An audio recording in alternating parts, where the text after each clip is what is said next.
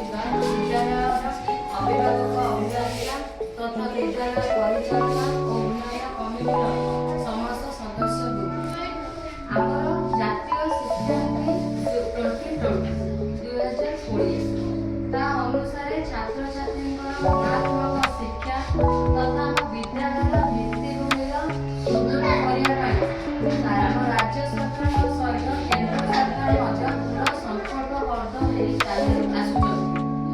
ସେହି ଅନୁସାରେ ଆମ ବିଦ୍ୟାଳୟରେ ପାଠ ପଢ଼ୁଥିବା ପିଲାମାନଙ୍କର ଗୁଣାତ୍ମକ ବୌଦ୍ଧିକ ସହବୌଦ୍ଧିକ ତା ସହିତ ସର୍ବାଙ୍ଗୀନ ବିକାଶ ନିମିତ୍ତ ଆପଣଙ୍କର ଯେତିକି କର୍ତ୍ତବ୍ୟ ରହିଛି ଆମର ମଧ୍ୟ ସେତିକି କର୍ତ୍ତବ୍ୟ ରହିଛି।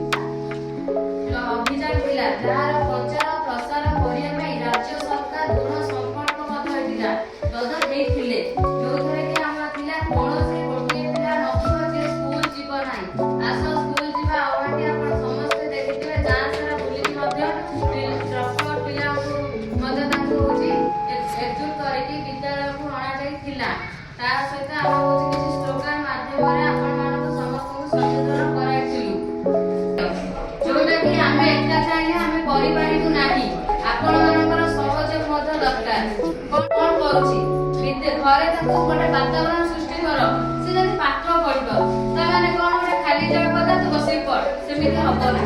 ଆପଣ ତାକୁ ଉତ୍ସାହିତ କରନ୍ତୁ, ତୁ ପାରିବୁ, ତୋର ହଉନି ତୁ ପାରିବୁ, ତୁ କରିପାରିବୁ, ତୁ କରେ, ତୁ ପାଠ ପଢେ, ହବନି ଏମିତି ଗୋଟେ ଜିନିଷ ନାହିଁ ଯୋଉଟା ହବ ନାହିଁ।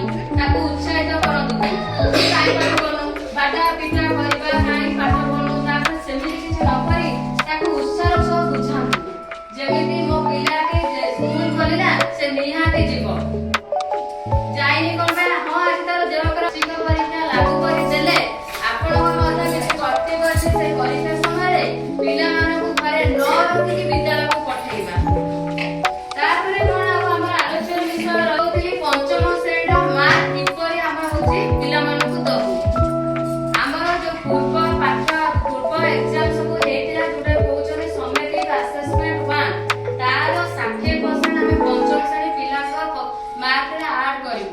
ତା ସହିତ ବାର୍ଷିକ ପରୀକ୍ଷାରେ ଯୋଉ ରଖିଥିବେ ମାର୍କ ତାର 40% ଆମେ ଆଡ କରିବୁ। ସେଇଭଳି ଅଷ୍ଟମ ଶ୍ରେଣୀ ପିଲାମାନଙ୍କର ଯୋଉ ପ୍ରକଳ୍ପ କାର୍ଯ୍ୟ ଦିଆଯାଉଛି, ଲିଖିତ ପରୀକ୍ଷା କରାଯାଉଛି, ସେଥିରୁ ଆମେ ତାକୁ 50% ମାର୍କ ଦବୁ। ତା ସହିତ ବାର୍ଷିକ ପରୀକ୍ଷା ଯୋଉ ହେଇଥିବ ତା ଯୋଉ ମାର୍କ ରଖିଥିବେ ସେ ମାର୍କର 50% ଆମେ ଦବୁ। ଦେଇକି ଏଇ ମିଳିତ ଭାବରେ ଗୋଟେ ପିଲାର କେତେ ମାର୍କ ରଖୁଛି ଆମେ ସେଟାକୁ ଦେଖିବୁ।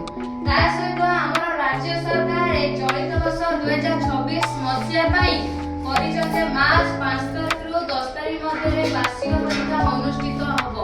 ତେଣୁକରି ଆପଣ ସମସ୍ତଙ୍କୁ ମୋର ନିବେଦନ, ଆପଣଙ୍କ ପିଲାମାନଙ୍କୁ ଆମ ବିଦ୍ୟାଳୟକୁ ପରୀକ୍ଷା ସମୟରେ ହଉ କି ବୁଲି ପାରିବେ ନାହିଁ।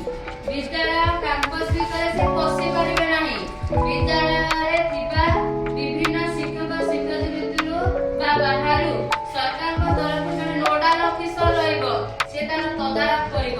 ବିଦ୍ୟାଳୟ ପତା ଭିତରେ ଯେମିତି ବୁଲାବୁଲି ନ ପଶି ପାରିବେ।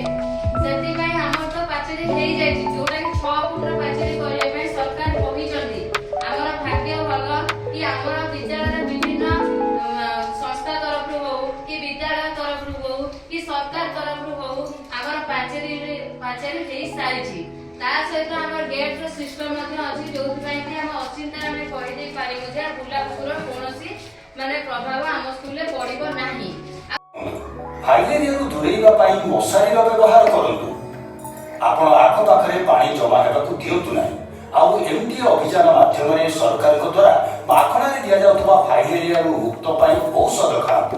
ମନେ ରଖନ୍ତୁ, ଫାଇଲେରିଆର ଏକମାତ୍ର ଚିକିତ୍ସା ଏହାକୁ ହେବାକୁ ଦିଅ। ହଁ ଫାଇଲେରିଆରୁ ରକ୍ଷା ପାଇବାକୁ ପିଇବାକୁ ଚାହେଁ କୁହନ୍ତୁ, ଆମକୁ କ'ଣ କରିବାକୁ ହେବ? ସବୁଠୁ ଆଗେ ତ ଆପଣ ନିଜ ଦୋକାନ ଆଗରେ ଗୋଟିଏ ପ୍ରମୁଖ ସ୍ଥାନରେ ଫାଇଲେରିଆକୁ ଅଟକାଇବା କାର୍ଯ୍ୟକ୍ରମର ଘୋଷଣା କରୁଥିବା ବ୍ୟାନର ବା ପୋଷ୍ଟର ପ୍ରଦର୍ଶିତ କରିବେ, ଯାହା ଆପଣଙ୍କୁ ଆମେ ଯୋଗାଇ ଦେବୁ। ତା ସହିତ ଆପଣ ନିଜର ନୋଟିସ ବୋର୍ଡରେ ବି ଏହି କାର୍ଯ୍ୟକ୍ରମର ଘୋଷଣା କରିଦେବେ। ସେଥିରେ ତାରିଖ ଆଉ ସମୟ ବି ଲେଖିଦେବେ, ଯାହାଦ୍ୱାରା ଏଠାରୁ ରାସନ ନେବା